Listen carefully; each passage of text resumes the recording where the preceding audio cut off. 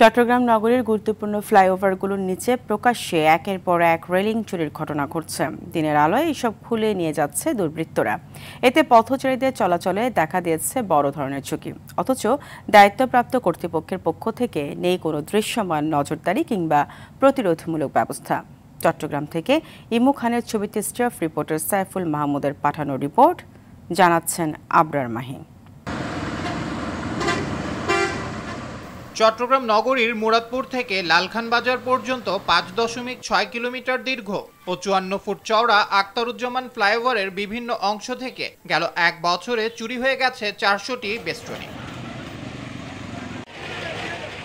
বেষ্টনী না থাকায় ছিনতাইকারীরা এখন ফ্লাইওভারের এক পাশ থেকে চুরি করে অন্য পাশে সহজেই পালিয়ে যেতে পারছে। নগরবাসী যেখানে চায় নিরাপত্তা ও শৃঙ্খলা, সেখানেই ফ্লাইওভারটি যেন হয়ে উঠেছে অপরাধীদের গোপন রাস্তা। ছিনতাইকারী তারা এখন সহজভাবে এদিক সেদিক যাওয়া আসা করতে পারে। অ্যাক্সিডেন্ট হতে পারে, অনেক দুর্ঘটনা হতে পারে। তো অনতিবিলম্বে এটা এস্টাবলিশ করা দরকার, কারণ পথচারীরা তো ইনসিকিউর ফিল করছে, যে কোনো মধ্যে চিন্তায় হতে পারে। এ বিষয়ে জনগণকে আরো সচেতন হওয়ার কথা জানান চট্টগ্রাম উন্নয়ন কর্তৃপক্ষের চেয়ারম্যান। জনগণকেও সচেতন হতে হবে এবং আপনাদের মিডিয়ার একটা বড় ভূমিকা আছে এখানে।